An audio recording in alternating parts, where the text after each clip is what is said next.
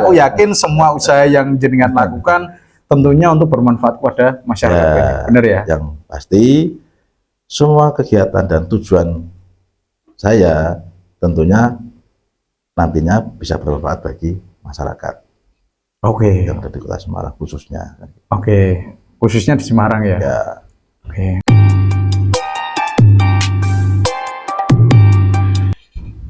Sik jarine ana konspek ngobrol pek. No tak telepon sik. Halo, Pak. Ya, halo. Nang ndi, Pak? Ini meluncur Metekan Studio. Loh, kok suaranya kata aku kenal di Jowo. Sik, teh buri jenengan. Ya. Wah, Jawa kono. Ya, moga Pak. Lah tak tewas tak teleponi jegeli. Oke, Pak, sehat, Pak. Ya Allah, moga-moga. Sehat, Mas. Inilah studio kita dari Bro Station, Pak. Silakan duduk. Pak, ngobrol karo musikan rak apa ya? Kita ngobrol pakai itu ya. Boleh. Ben ketok-ketok nek ngobrolnya serius ini loh. Ya, aku juga pakai ini. Pakai tuh, Pak. Oh, nggak pernah pakai kayak gini nih. Apa ini? Dolanane cah cilik, Pak. Nanti di sini. Jajal Oke. Dideketin, Pak. Ya. Ini konco teko langsung jak ngobrol we. Tes krung ya, Pak. Ya, suaraku wapi ya.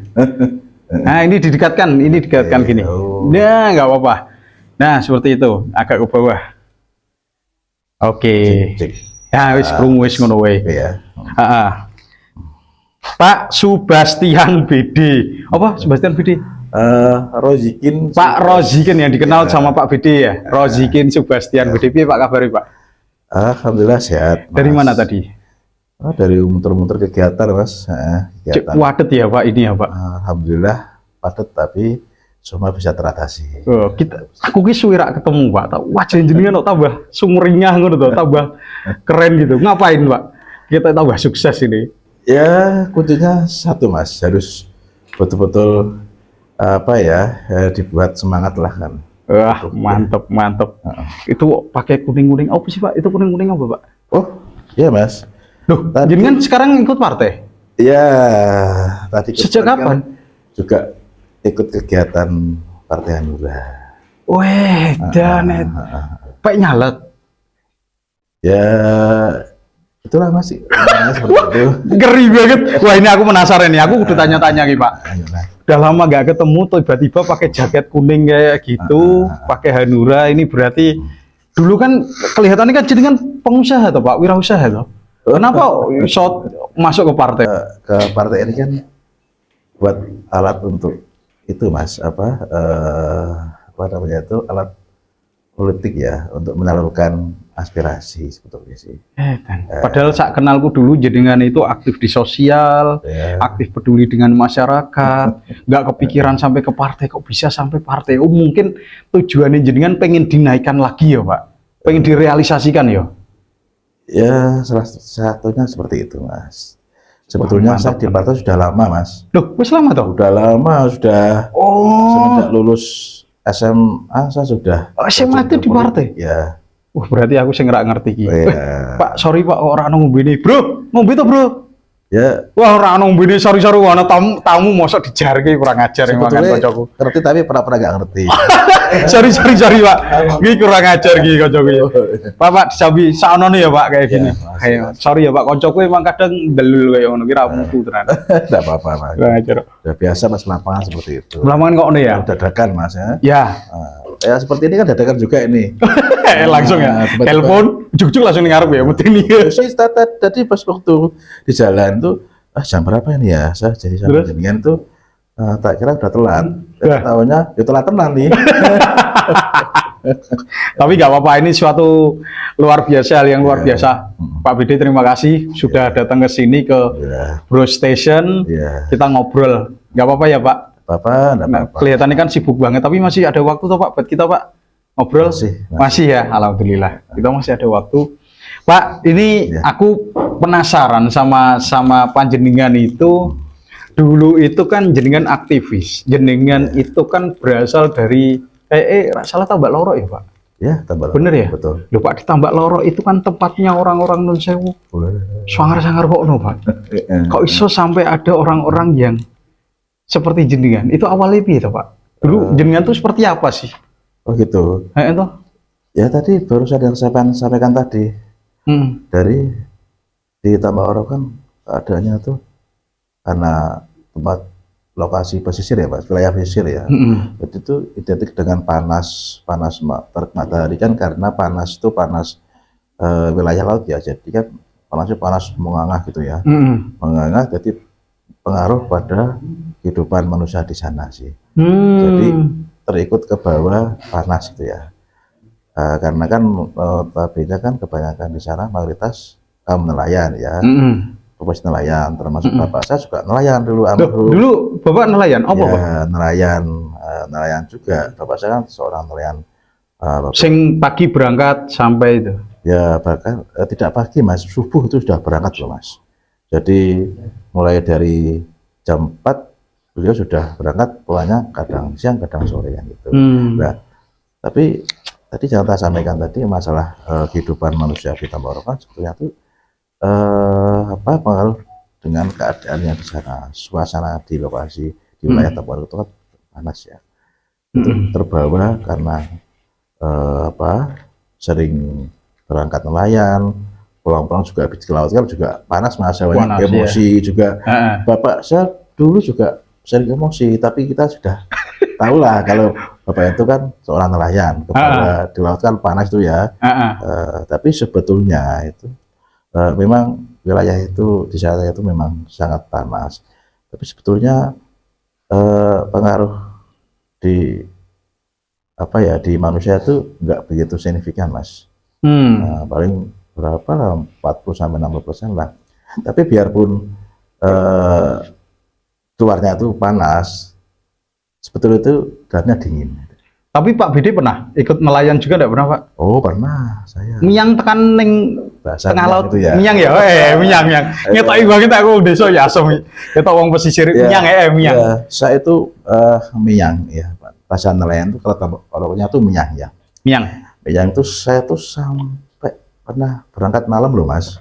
Jadi saya tuh sampai berangkat itu pas waktu musim kuolon ya. Setelah rendengan itu kan musim kuolon, jadi angin dari timur Mas. Itu yang sing ono koyone iki malah bengi kan itu ya. Bahasa koyo kan hasilnya itu ya. Itu malah malam. Kalau rendeng kan siang pagi ya. Tapi kalau kuolon kan malam. Itu berangkatnya dari jam 3 sore sampai kadang pagi itu Mas. Nah, itu minyangnya tempatnya di tengah sana Mas. Enggak ora iso delok daratan apa? Iya, enggak kelihatan daratan, cuma kelihatannya tuh lampu dari pelabuhan gitu. Apa Pak? Sing dicari apa sih, ikan apa tuh biasanya Pak kalau minyang dulu? Itu udang. Kalau kuolon itu udang Mas. Udang ya? Udang. Itu udang yang kita cari di tengah itu. Kadang ya campur racunnya, terus ikan. Itu apa? Pakainya apa? Jaring, bubu atau? Ini alat itu kan dulunya jaring Mas. Nah, sekarang itu macam-macam. Selain itu ada yang namanya arat. Arat itu kayak tarik ya. Arat ya. Ada arat. Ada yang namanya otok. Itu bahasa yang otok. Apa wi? Gak tahu. Itu bahasa dari mereka. Tapi sebetulnya bentuknya sama. Kayak garuk itu ya digeret itu. Oh alah. Nah, mesin. Itu ya lama ya nelayan itu hampir 2 tahun, 3 tahun, tapi ikut orang Mas saya. Masih ikut orang? Masih ikut orang. Jadi suka dukanya nelayan itu saya tahu betul. Saya tuh merasakan betul. Apa Pak duka nelayan? Mungkin kalau dibandingkan dengan sekarang, apakah sama dengan yang dulu? Sekarang sudah sulit untuk mencari ikan. Kenapa? Ya karena mungkin suasananya beda, sudah iklimnya sudah berubah Mas. Dulu zaman saya kecil itu orang nelayan itu tidak usah ke jauh-jauh ke tengah. Keluar dari sungai, cari jarak 200 meter udah bisa carikan di situ. Oh, untuk iwak ya? Nah, tapi sekarang harus di tengah sana karena mungkin pengaruh polusi dari. Nah, berarti menurut Pak Bidi yang rusak alamnya? Ya alam karena dibuat. Siapa yang buat Pak? Ya karena kan banyak pabrik itu Mas di situ. Oh gitu. Zaman dulu Banyak pabrik ada, di situ ada garmen, juga ada pabrik kimia, Dotbes itu juga banyak. Dan itulah yang mengakibatkan ikan nggak berani mendekat ke bibir pantai kan gitu. Akhirnya nelayan harus sampai jauh ke tengah hanya untuk mencari ikan. Risiko sangat tinggi sekali Mas. Belum kalau pas angin kencang ombaknya juga besar. Dalan koyok, nah aku kan pemancing Pak, jadi koyok timuran, kena baratan ngono kayak Pak, kena angin gede, ombak gede kan, terak iso laut ya. Apalagi nek musimnya wis musim timuran kayak gini kan angel. Seperti itu. Timuran itu sing ono koyon itu guru bengi Mas, yang gitu malam. Itu juga risikonya sangat luar biasa. Kalau pas malam musim kan hujan tapi nggak jadi hujan, angin ombak terus Mas. Itu yang sering pernah saya lakukan. Pak Bedi itu tambah lorotnya mana Pak? Apa sing kena banjir pojok Pak? Pojok mana itu ya? Pojok mana? Ya kuwi to. Kan nek tambah lorot kan ono patung Marlin kayak. Kayak mlebu terus mentok. Biyen kan dulunya banjir sampai pasar itu kan. Dulunya banjir apa daerah situ juga? Ya, saya itu lahir dan besar di Tambak Lorok. Nah, itu. Jadi keluarga saya itu keluarga dari nelayan. Bapak kan asli Demak, ya, ibu keturunan Bandung. Kan lahir di Bandung tapi menetap lama di Semarang juga. Nah, di situ kan tempat saya tinggal itu di pertengahan wilayah situ Mas. Di RW 13. 13. Terus saya dapat istri, tetangga juga sih. No, tetangga ya. Itu tapi beda RW. Beda RW. Di RW 15 kan gitu. RW 15. Biasanya ketemu di situ, saya menetap kurang lebih berapa ya setelah nikah itu tahun 97 nikah, terus punya anak, saya pindah dari Genduk dari Tambak Lorok itu di Genduk itu dari tahun 2013. Tapi di sana masih. Tapi keluarga besar tetap di sana. Masih ada di sana. Oke, Pak, 2 tahun kan jenengan kan ikut orang. Terus setelah 2 tahun, apa Pak? Nah itu saya 2 tahun nelayan Mas. Nelayan terus karena segini nelayan tak dirasa kok resikonya sangat tinggi sekali. Terus pada akhirnya saya mencoba untuk ikut orang lagi nih Mas, lagi jualan minyak tanah. Waktu dulu kan masih ada minyak tanah itu. Iya. Saya sampai jualan tuh ikut orang itu pakai songkro Mas. Jadi saya tuh nyongkro tuh Mas. Ya saya tuh nyongkro, bahasanya nyongkro ya. Nyongkro nganter minyak tanah itu dalam dream ke pedagang-pedagang yang ada di Tambak Lorok yang sempat ngelakoni kayak ngono ya Pak? Ya, saya mulai dari jadi tukang kuli songkro minyak, habis itu mencoba jadi kuli bangunan. Pernah kuli bangunan? Ya. Mosok? Ya, tenan Pak? Mungkin kalau dulu ada HP, itu mungkin ada kenang-kenangannya banyak sekali. Mosok tuh Pak? Tenan? Ya, saya jadi itu berapa lama itu? Kuli bangunan hampir lebih 4-5 tahun. 5 tahun. Ya karena segala sesuatu, terus pekerjaan kalau kita lakukan dengan ikhlas, dengan betul-betul ya Mas, dengan hati ya, dengan hati. Mungkin ya hasilnya seperti ini yang saya rasakan sampai saat ini sekarang ini. Kok bisa sampai wirausaha Pak? Ya tadi awalnya kan dari tuh ikut nelayan ya, itu pun ikut orang ya, orang. Terus ikut pangkalan minyak tanah di seorang itu juga. Terus kuli bangunan ikut orang, terus sampai jadi mandor. Terus dipercaya salah satu PT di Jakarta juga, di properti juga perumahan. Sekarang alhamdulillah sudah punya usaha sendiri. Kecil-kecilan. Apa Pak? Ya, kontraktor kecil-kecilan. Istimewa kontraktor ini. Kata kontraktor yang ngomong kecil-kecilan ya iso ya ngomongnya. Kontraktor kecil itu kan yang artinya kontrak sana kontrak sini kan gitu. Ya tapi kan kecil dari sudut pandang mana? Kan rung karuane. Kalau Pak Bedi mungkin kecil, bagi saya mungkin Wah lah kan nggak tahu. Ya sesuatu atau pekerjaan kan tidak harus kita lihatkan atau pasien itu. Ya. Yang penting apa yang bisa menjadikan kegiatan kita tuh hasilnya bisa bermanfaat bagi masyarakat. Itu loh, aku bola-bali ngerti Pak Bidi, rak tahu sing jenenge kan. Harusnya kan yo bangga toh Pak. Ngene-ngene kudune tok gitu biar tahu tuh ya. Iya. Malah Pak Bidi mesti nggak mau tahu kan. Iya. Gitu. Nggak mau di-share ya Pak. Ya. Share kayak itu Pak, share kayak itu. Ya. Tapi kan sekarang banyak orang yang nggak tahu Pak. Sekarang taunya pada saat Pak Bidi saiki nggo klambi kaya ngono. Hanura itu ya. Hanura, apalagi ternyata wis suwi ya Pak. Aku baru ngerekan, baru tahu aku. Ternyata lama. Pak, motivasinya jenengan apa sih Pak? Terjun ke politik itu motivasinya apa? Motivasi saya itu sebetulnya sederhana sekali, Mas.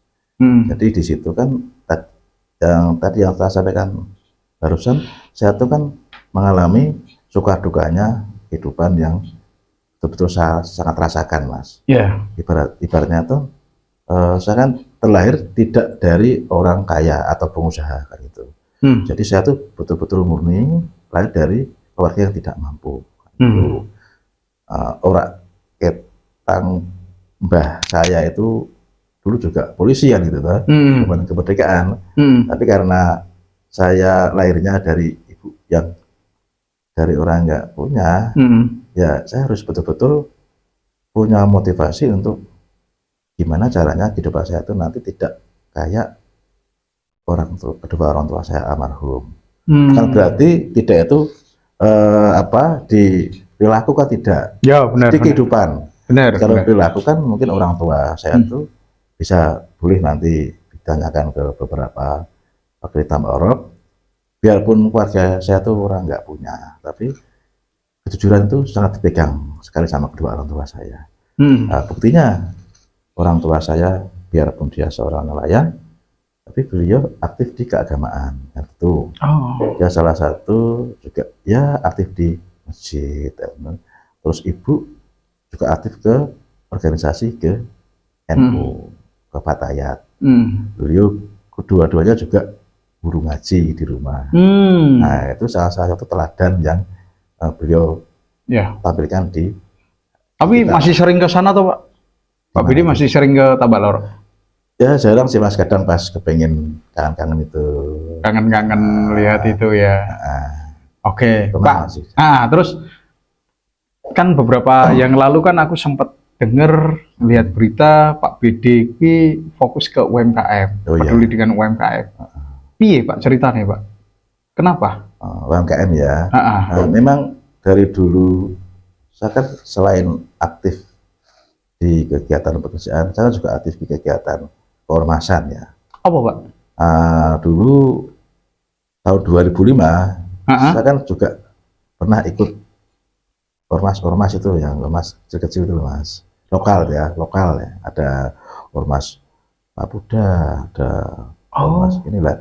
Kebetulan saya lihat kok asik ya. Entah itu timbul dari hati atau nurani saya sendiri karena kan sudah ada terakhir Mas. Ibu aktif di kegiatan. Mungkin itu tiba-tiba muncul. Aku kepengen ikut organisasi. Nah, saya ikut organisasi, salah satu organisasi lokal. Terus saya rasakan kok asik gitu Mas. Bisa kenal, bisa nambah jaringan tuh. Akhirnya saya mendirikan juga paguyuban. Jenengan yang mendirikan? Ya, itu namanya Papda. Apa Pak? PAPDA. Papda. Ya, yang artinya Paguyuban Putra Daerah. Paguyuban Putra Daerah. Nah, di situ saya mendirikan. Terus saya sowan ke beberapa tokoh yang mungkin sampai saat ini juga masih terkenal. Beliau juga salah satu figur panutan saya. Sowan tanya, Pak, saya mau mendirikan salah satu organisasi paguyuban, ini namanya ini. Udah, Pak Rizkin, silakan, saya ikut dukung. Nah, terus saya akhirnya membuat organisasi yang anggotanya itu terdiri dari beberapa nelayan, pedagang, dan petani juga. Gabungan ya? Gabungan. Tapi kebanyakan saya ambil di daerah Tambak Orok karena saya ingin mengangkat nelayan kan gitu sama pedagang. Pengen ngangkat nelayan. Dalam pikirannya Pak Bidi, piye caranya ngangkat nelayan, Pak? Nah, maka dari itu saya tuh, nah ini kita bicara wilayah dulu Tambak Lorok ya. Tambak Lorok itu unik dan apa ya, mengasihkan bagi para pejabat di pusat Jakarta ya. Kok bisa? Iya, karena Tambak Lorok itu biarpun wilayahnya Kasane Kumuh, tapi kok ya banyak pejabat termasuk Pak Presiden itu turun ke Tambak Lorok. Nah, itu ada apa kan itu? Itu kan namanya unik kan itu kan. Tapi Padahal memang kumuh ya, Pak? tidak ada yang ditonjolkan kan. Tapi memang kumuh apa enggak? Kalau kumuhnya relatif karena itu kan juga perkampungan nelayan kan. Ya. Tapi kalau kumuh sih tidak begitu banget kan. Enggak dong, Nah, sekarang udah. sudah luar biasa. Oh, dulunya ngeri Pak, memang saya pada saat kecil main ke sana memang ngeri. Tapi sekarang saya lihat semua jalan udah beton. Ya. Di pinggiran pantai sekarang udah beton semua. Saya dulu senengnya mancing itu di dam itu loh Pak, di dam merah. Lewatnya kan di situ kalau ke dam merah mancing. Nah, terus koleng-koleng saya juga punya usia perempuan di sana loh ya. Maksudnya, lu sampai saya Pak? Iya. Wah, ya Allah, ngerti ya. Aku baru tahu loh Pak. Aku soalnya baru tahu kalau asli diizinkan dari situ. Makanya koleng-koleng saya dong. Ada rumun kakak Pak? Ada. Mantap tenan itu yang saya pengen ke sana. Wah, nanti kita. Itu juga nanti nggak usah apa ya, nyewa perahu nggak usah. Kita juga sudah memfasilitasi perahunya juga. Wadah. Iya. Sampai segitunya jenengan untuk ya makanya putra daerah ya. Jadi kan putranya di situ, daerahnya di situ, jenengan pengen banggan. Tentunya ada yang memegang di sana, ada yang Selain tadi unik, apa yang menarik dengan Tambak Lorok, Pak? Kok sampean pengen menaikkan Tambak Lorok? Ya, menariknya itu gini, tentang kesejahteraan ya. Kesejahteraan nelayan saat ini memang tidak bisa diharapkan. Emang saat ini nggak sejahtera? Sejahtera, tapi kurang sejahtera kan itu. Kenapa kan itu? Nah, piye maksudnya? Maksudnya kok kurang sejahtera? Ya, karena gini, sekarang kan nelayan cari ikan susah. Dalam segi bahan bakarnya juga susah juga. Kita cari BBM solar harus ada rekomendasi dari Dinas Perikanan Kelautan kan gitu. Harus ada kotanya, harus berapa liter gitu. Nah, itu sekarang dibatasi itu. Iya. Terus itu pun sekarang jarang pakai yang bahan bakar solar.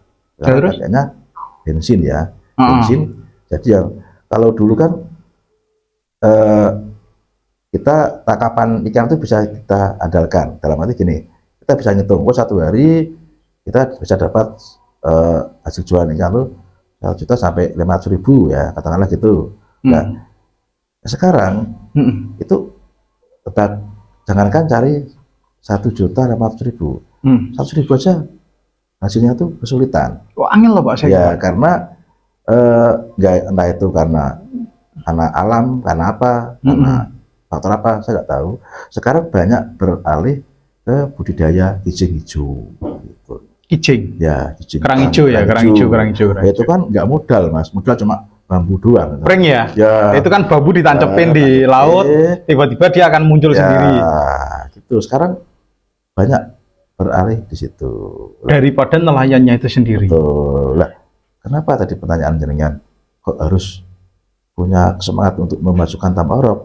Ya tuh banyak komunitas yang saat ini yang punya usaha budidaya ikan itu, budidaya kering hijau ya, sampai sekarang kan belum bisa masuk ke kelompok Dinas Perikanan Kelautan.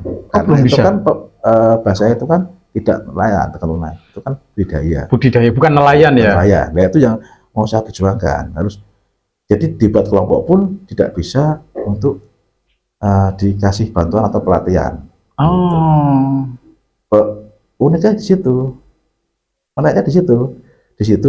Padahal itu produk perikanan toh. Iya toh. Hasilnya banyak, tapi di situ bahasa itu tidak masuk ke program perikanan, kecuali kalau itu budidaya ikan lele, ya, budidaya tambak itu masuk. Tapi kijing hijau itu tidak masuk. Enggak. Lah itu kategori apa? Pada saat di perikanan itu kategori apa?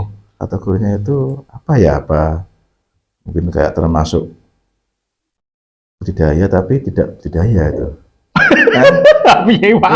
Piye kuwi? Budidaya tapi tidak budidaya. Karena tidak budidaya kan harus punya kelompok itu, ya. Kelompok, oke, nelayan ada. Kelompok dagang ada. Kelompok budaya kijing hijau itu kan adanya cuma kelompok-kelompok saja, kelompok internal saja. Ya, tapi kan, nggak pernah ya kijing hijau itu diekspor, nggak ada ya Pak? Sebetulnya ada sih Mas, tapi Masa ada? Kan yang setahu saya kan oyster toh Pak. Tiram. Oh, tiram. Yang diekspor kan tiram. Kalau tiram itu kan tidak usah di ternak, di budaya muncul sendiri. Muncul sendiri di batu-batu ya. Mas, kan itu. Jadi itu yang menarik. Jadi sesuatu yang menghasilkan, tapi tidak bisa untuk kita pasarkan melalui pemerintah tersebut. Itu salah satu alasan motivasi dari Pak BD untuk mengangkat di Tambak Lorok ya. Ya, salah satunya itu, dan yang kedua juga di sana kan itu di apa ya, di dalam penghasilan. Kalau di kewilayahan sampai saat ini kan Tambak Lorok kan belum ada yang namanya Puskesmas atau itu. Masa belum ada? Adanya posyandu, kan terpadu kan itu loh. Posyandu yang berarti nggak anak-anak tuh. Posyandu itu ya. Dan kedua di sana juga sampai saat ini belum ada SD negeri juga. Loh, itu yang masuk kiri jalan hijau itu udah SD tuh? Itu nggak ada, belum ada. Swasta kan itu. Oh, swasta tuh itu? Negeri. Dan SMP pun juga belum ada kan itu. Loh, kok bisa Pak? Nah, itu dalam segi pendidikan, makanya itu. Dari segi pendidikan belum ada SD negeri. Terus belum ada SMP, entah itu swasta atau negeri. Daerah situ. Ya. Terus yang masalah olahraga, wilayah sebesar itu, terkenal, siapa yang nggak kenal Tambak Lorok? Ya, betul. Tapi lapangan bola futsal tidak ada. Oh, coba bayangkan. Pertanyaanku, kok iso? Kampung Bari ya itu. Terus? Itu mungkin ini proses ya, proses. Siapa tahu tahun depan. Ya, kita nggak tahu programnya pemerintah. Kita nggak dibocori. Berapa tahun namanya? Jadi semenjak saya jadi aktivis, saya sering menyuarakan, ayo sepak bola, pendidikan. Betul. Sampai sekarang mungkin rumah sakit bersalin juga tidak ada. Karena mereka punya hak juga ya Pak? Ya, harus punya hak. Karena salah satu sumber daya di sana kan ya, besar toh Mas, nelayan di sana kan gitu. Iya.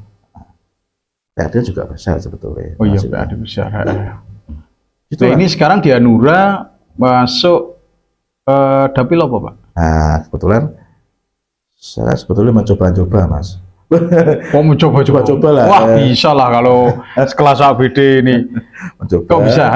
Banyak hal yang mau saya perjuangkan. Salah satunya tadi yang saya sampaikan tadi, ada ini ya, itu nanti kalau misal saya bisa terpilih, tadi yang saya mau perjuangkan, terutama di wilayah saya sendiri. Padahal jarang loh Pak, orang yang peduli, yang memperhatikan terkait dengan kesejahteraan nelayan, jarang banget loh. Banyak pemimpin daerah, mungkin loh ya di luar sana, tapi tidak bisa sedetail sampai yang jenengan omongan tadi. Padahal itu penting dalam kesejahteraan.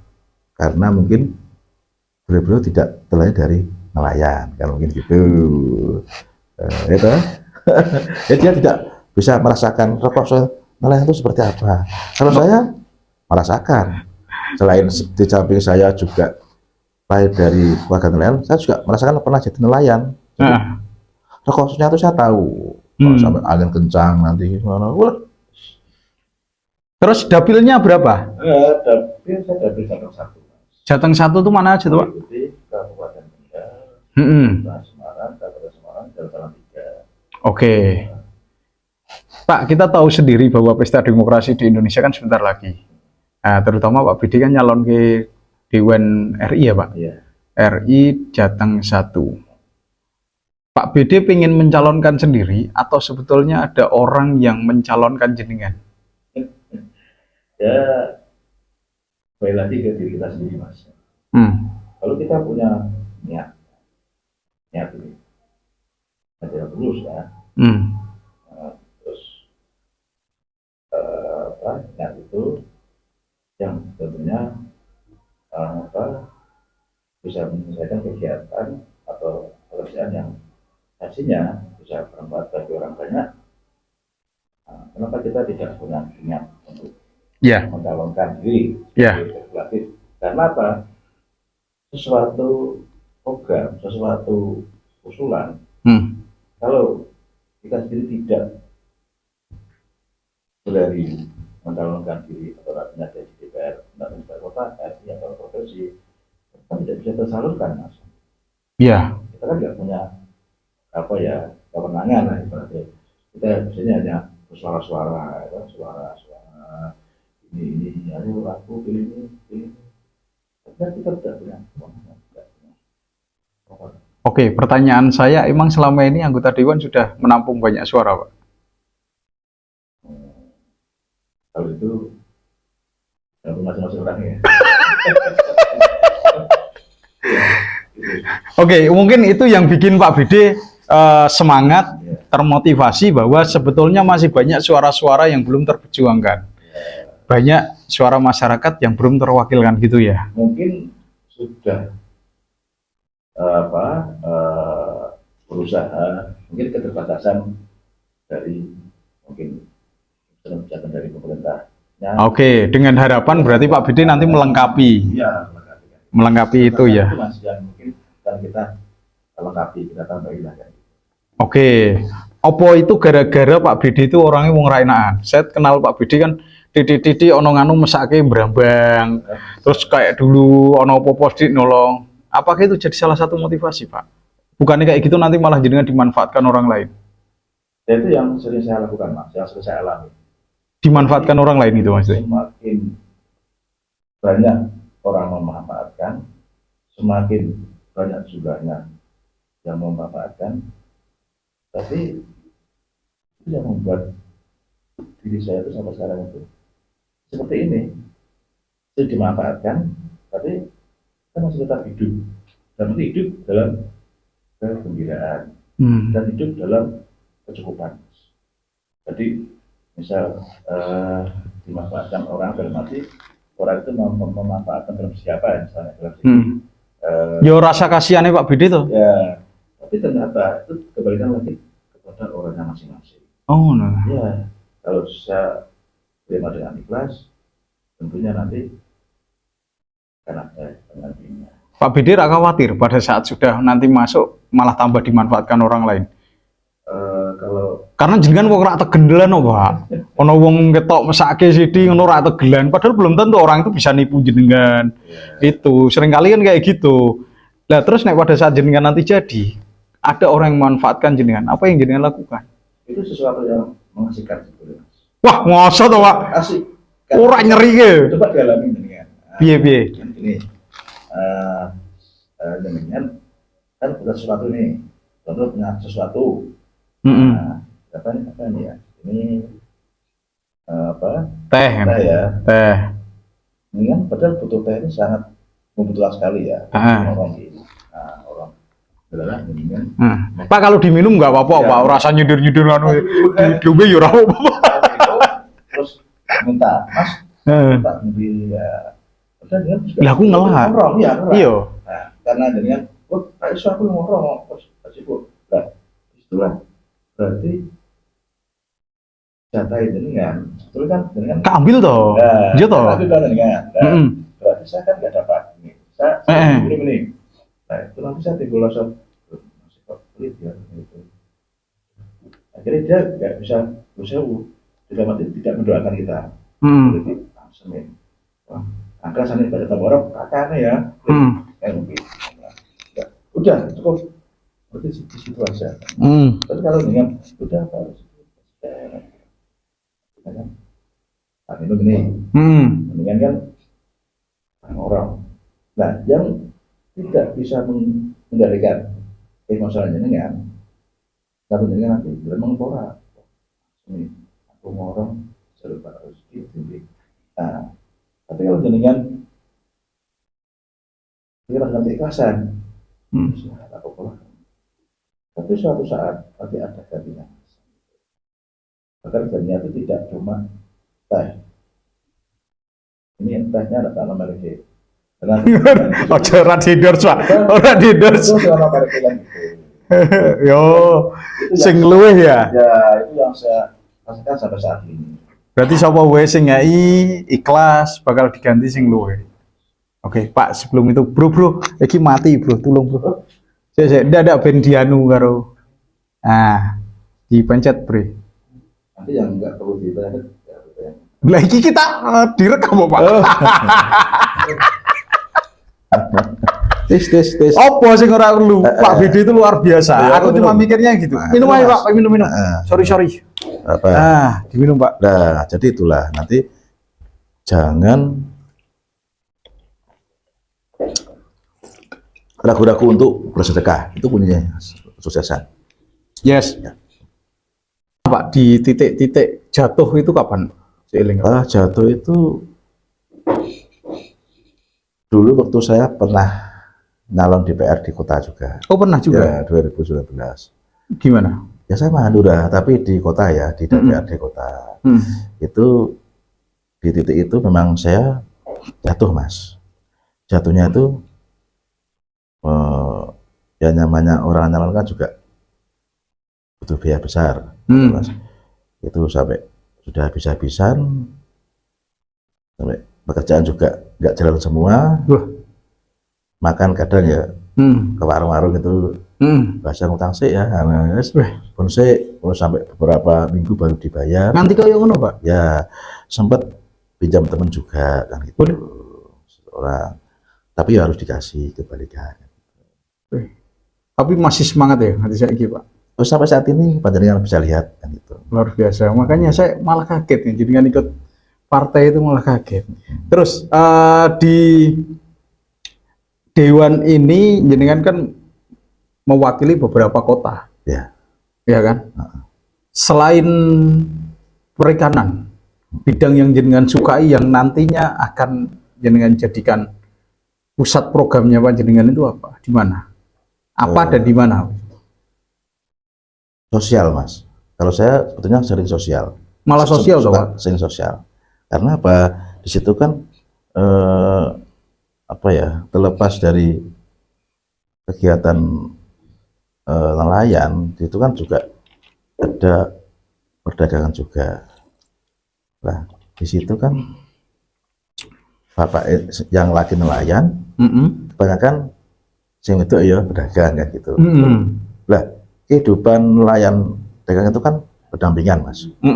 Saya kira bapak era untuk koyo, yo ibu ya raiso maam ya, tidak bisa dapat hasil kan itu. Bener. Berarti dia berhenti aktivitas juga, sing itu juga berhenti aktivitas. Nah, disitulah saya terketuk untuk ingin masuk di bidang sosial kan gitu. Bidang sosial.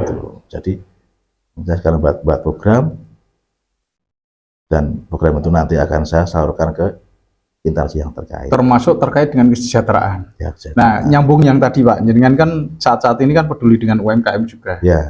Oke, Pak, menurut Pak jenengan UMKM khususnya di Jawa Tengah aja lah, di dapil yang jenengan pegang, kira-kira UMKM itu udah sejahtera belum sih Pak?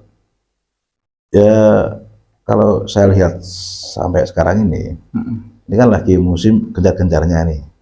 Beberapa ormas, beberapa partai itu mesti membuat program UMKM. Mesti ya. Mesti. Ini yang saya rasakan. Terutama khususnya di Kota Semarang. Sedang menggalakkan UMKM itu apa? Nah, karena ini kan sudah era digital. Nah, itu yang belum lengkap, belum sepenuhnya itu masalah pemasarannya. Pemasarannya kan sebetulnya kan lewat media ya, terus kamera gitu. Sampai saat ini juga Kota Semarang itu membuat program pembangunan pasar jual yang baru itu kan sekarang banyak mengambil dari UMKM. Yang lantai 4 itu. Salah satu di situ kan juga Mas, belum maksimal. Penataannya kan harus betul-betul butuh tapi dia itu yang betul-betul bonafit dan mamin profesional ya. Juga komitmen juga kan gitu. Oke. Tidak hanya pekerjaan juga kan itu. Nah, jenengan kalau lihat pasar jual lantai 4 itu apa sih yang dipikir Pak? Apa yang jenengan pikirkan dalam keadaan itu? Jenengan udah ke sana?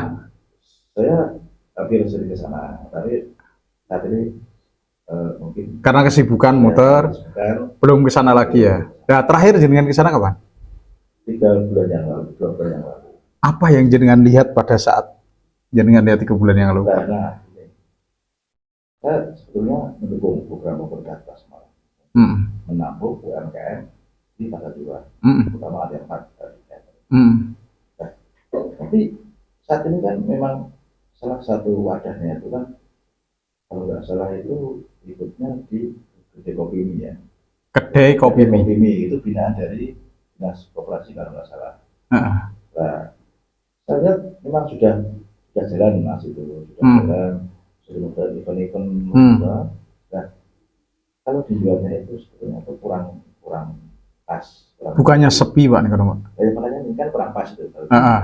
Kasihan. Sampai saat ini pun, terutama kuliner, itu kan yang di lantai 4 itu kuliner ya mas. Kuliner itu kan, sedangkan di lantai 1 itu juga banyak kuliner juga. Iya ada kuliner. Sampai yang pinggir-pinggir gitu loh Pak. Itu pinggir-pinggir itu. Betul-betul kita kata. Bagaimana caranya lantai 4 itu juga bisa kayak lantai 1. Banyak betulnya juga yang terkait karena dia sudah berbuat baik kepada komunitas UMKM, pelaku UMKM untuk itu membuat kematian itu. Kita nyalahkan itu. Nah, kita kan seperti apa lagi ya mas? Nah, itu kan ada kewajiban pelaku UMKM itu, distribusi, misalnya ada bagi ada bibi juga. Padahal itu kan tingkat penjualannya kan nggak begitu signifikan ya mas. Ya kan sepi Pak di situ Pak. Nah, itu yang akan kami, salah satu program yang akan kami perjuangkan. Wah ya. Itu kalau ada orang-orang seperti ini kan, saya yakin ramai Pak. Jaringan harusnya. Contohnya seperti apa? Kalau kita punya ide, ayo tanya jaringan. Aku main takut kalau dibeli ya. Oke, luar ya Pak. Ya. Wah, aku nih jawab, aku udah anggota dewan. Orang ya Pak ya. Ya, harus jadi anggota dewan jaringan. Oh gitu. Segala sesuatu dan keinginan kalau nggak tersalurkan. Enggak, nanti tak titip sama Pak Dewan aja. Saya yakin kelihatannya Pak Budi kan jadi insya Allah jadi ya Pak ya. Jadi, menurutku saran ya Pak. Sekarang itu banyak orang yang belum melek multimedia Pak. Ya. Nah, siapa tahu Jawa kalau diberikan fasilitas yang luar biasa dari pemerintah untuk multimedia, saya yakin itu bisa cepat gede kok Pak. Ya, itu cepat gede nih. Pinter kamu. Iya Pak, beneran. Pinter kamu. Gitu, gini ngono ya Pak. Jadi anggota dewan. Saya sepi. Aku kemarin sama senior jurnalis yang ada di Semarang. Yuk, wong tua sih Pak Slamet jenenge. Saya ke sana. Iya, saya ke sana sama Pak Slamet. Saya melihat sepi banget. Kebetulan kita tahu sendiri bahwa yang jaga di situ jaga apa ya? Yang mengkoordinir di situ kan namanya Mbak Ai. Pernah ke sini juga Pak, pernah ngobrol dengan itu. Beliau juga mengatakan kendala kita adalah bagaimana caranya meramaikan. Sementara usahanya beliau itu hanya dari dinas-dinas. Kalau bikin acara suruh ke sana. Nah, bener Pak? Bener ya? Nah, terus ada sekolah-sekolah kalau ada piknik dan lain-lain atau study tour suruh ke sana. Akhirnya yang diminati hanya warga-warga lokal, orang-orang khusus. Sedangkan kalau pengen wisata itu rame, harusnya kan targetnya umum toh Pak. Lah bagaimana caranya jika umum ya ke multimedia, ada yang tak viral, tak nganu, ya kan? Makanya Bu Wali Kota ambil ini nggak apa-apa Bu Wali Kota. Ambil, betul nggak Pak? Nah nanti didukung sama aspirasinya dari Pak BD, bener nggak Pak? Nah itu malah bisa naik. Menurut kan sudah tak sampaikan, karena ini kan era digital ya. Jadi semua harus melalui digital, melalui media, itu yang penting mas media. Soalnya kalau nggak seperti itu ya dia akan monoton. Setelah dibangun kan pertama kali pindah di situ itu kan sepi banget. Iya, betul. Ramainya cuma pada saat pembukaan kan juga ironis sekali untuk pedagang di situ. Mereka juga UMKM. Perputaran modalnya mereka kan nggak akan muter toh Pak.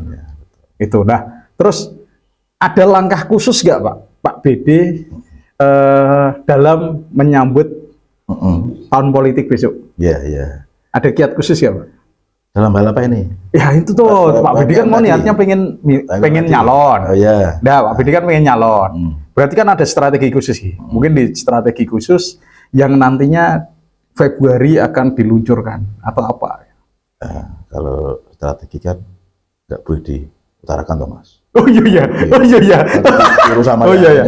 Tapi aku yakin semua usaha yang jenengan lakukan tentunya untuk bermanfaat kepada masyarakat. Ya, benar ya? Yang pasti semua kegiatan dan tujuan saya tentunya nantinya bisa bermanfaat bagi masyarakat. Oke. Yang ada di Kota Semarang khususnya. Oke. Khususnya di Semarang ya. Ya. Oke. Wah, mantep banget lo ngobrol Ki. Saya kalau berpikir kayak Pak Bidi kelihatannya dulu kan pernah jadi itu tuh Pak, penyalahan parkir, wong dalan. Kita buka gitu. Yang lain belum pernah dibuka ini ya. Ini tak buka. Jujur Pak, bener Pak? Ya tergantung semua orang yang mencikapi, Mas. Kapan Pak? Itu tahun Sejak kapan, Pak? 2017 ya. Iya ceritanya. 2017. Ya awalnya dari Pemborong itu, Mas. Saya tuh dari Pemborong pasca pasar jual kebakaran ya. Nah, itu kan sebetulnya saya dipercaya untuk ikut berkontribusi di pembangunan pasar jual yang kebakaran itu. Kebakaran. Jadi yang memasang pagar dulu, pagar seng itu masih kebakaran itu, Mas. Setelah pagi kebakaran, malam kebakaran, paginya kan saya yang masang. Oh jaringan. Ya. Terus di situ saya masang di situ. Akhirnya ya ada seorang juga di dinas terkait juga bilang, Pak, kalau kita Mas Bidi buat bidang bisa kan, coba dengan mulai dari awal sana dibantu untuk dikondisikan tempatnya kan itu, dibantu kan itu, misalnya ya di sana, jadi sambil mengerjakan pagar, saya juga membuat kegiatan di sana di wilayah municipalnya. Saya di situ bentuk yang namanya PAM Swakarsa Hebat. Ini PAM keamanan itu, Mas. Keamanan. Ya, yang katanya dari semua kalangan di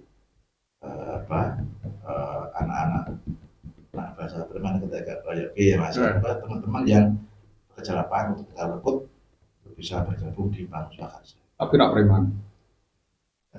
Preman kan jahat ya Mas. Oke. Kalau yang satu tuh orangnya nggak jahat Mas. Nggak jahat. Sangar, tapi bisa jahat. Hatinya yang lebih KB. Ya itu yang namanya preman cengeng ada. Kita keras tapi hatinya baik Mas. Hatinya baik ya. Ya. Dan disitulah saya berawal dari pendirian PAM Swakarsa. Nah, pasar jual sudah selesai kita pakai, terus diawali dengan pembangunan video pasar kita yang pegangan. Yang situ. Jadi saya banget ya. Tapi aku masih penasaran, kira-kira ini aku ngomong langsung ya Pak. Boleh nggak kalau teman-teman kami atau tim kami dari Bro Station sekali-kali pengen diajak dong nih tempat kelahiran nih Pak Bidi. Boleh. Kita ngobrol di sana, biar tahu lapangan. Ya. Berani ya? Jadi saya kan di sana ada beberapa tempat Mas, yang nganggur lah. Bisa nanti buat aktivitas panjenengan yang bisa teman-teman kita buat apa ya, kita buat film kayak dokumenter tuh Mas. Ya. Tadi kita akan apa-apa. Aku malah pengen diajarin yang meneh Pak karo panjenengan. Berani nggak? Masih ingat nggak cara yang Pak? Kalau cara saya masih bisa. Masih ya? Yang saya nggak bisa kan ke lautnya sekarang. Lah apa? Saya nggak berani kalau besar-besar. Ini karena faktor usia ya. Oke. Oh, tapi kalau yang deket-deket berani dong. Berani. Ke wilayah Pelabuhan gitu berani ya? Berani. Pak, saya punya program Pak. Saya pengen banget ngobrol sama Pak Bidi. Naik perahu, kita ngobrol di atas perahu sambil jalan. Boleh? Berani? Yakin? Tapi jauh-jauh ya. Orang sampai mabuk lah, dia sampai mabuk. Di laut kan nggak ada yang jual makanan soalnya. Oh benar. Takutnya kalau lapar. Masuk nek ning dalan bakso ngono ra. Tapi berani ya Pak ya? Jawa Deal? Deal ya? Deal ya? Oke. Oke, nanti kita ngobrol di situ. Saya pengen mengulas lagi tentang Pak Bidi di sana. Jadi langsung di sana kita atur jadwal. Siap. Yang kedua nanti saya pengen kita ngobrol di mana ya? Johor. Begitu. Kita sambil bantu UMKM di sana, kita promosikan dan mungkin masyarakat yang belum tahu programnya Pak Bidi, biar saat itu dia mengerti apa programnya Pak Bidi untuk UMKM, rancangannya, bagaimana caranya menyerap aspirasi besoknya pada saat Mas Bidi jadi kan gitu toh? Ya, boleh. Oke, tetap saya doakan pasti jadi kok. Jenenge konco tetap jadi. Ya, harus. Wani jadi ya Pak ya. Biar bisa memperjuangkan. Kalau kita lihat UMKM sekarang, emang harus diperjuangkan kuat-kuat loh Pak. Banyak sekarang, apalagi sekarang yang e-commerce yang jualan udah mau ditutup loh Pak. Ya. Karena kayak di toko-toko itu mau ditutup jualannya. Itu kan ngeri banget Pak. Terus nanti UMKM mau jemput bolanya gimana? Apalagi ini penjualan sistem online juga sangat luar biasa. Wah, itu harus disupport bener. Apalagi kalau nanti mau Pak Bidi jadi dan bisa mengaspirasikan peluang di UMKM itu, mereka kan akan terbantu. Akhirnya juga puas secara batin, Pak Bidi bisa menyalurkan aspirasi, mereka juga senang. Oh ternyata ada dari keluarga kami yang sampai naik ke atas dan memperjuangkan aspirasi. Harapan masyarakat kan seperti itu, Pak. Benar ya? Semoga nanti ini bisa. Thank you teman-teman, Pak Bidi, thank you sudah datang kapan-kapan. Saya akan nagih janji besok kapan-kapan kita ngobrol di atas perahu, kita sambil cari ikan sama ya. Nanti biar disiapkan sama teman-temannya di sana. Oke, gitu ya. Nanti bersama tim rombongan nggak apa-apa ya. Kita ngobrol boleh. Satu arti tidak apa-apa semua. Wah, Oke, terima kasih teman-teman. Sampai jumpa di podcast selanjutnya di Bro Station. Jangan lupa like, share, and comment. Tentunya subscribe juga di Bro Station. Terima kasih Pak Bidi waktunya. Saya Solekan. Sampai jumpa. Assalamualaikum warahmatullahi wabarakatuh.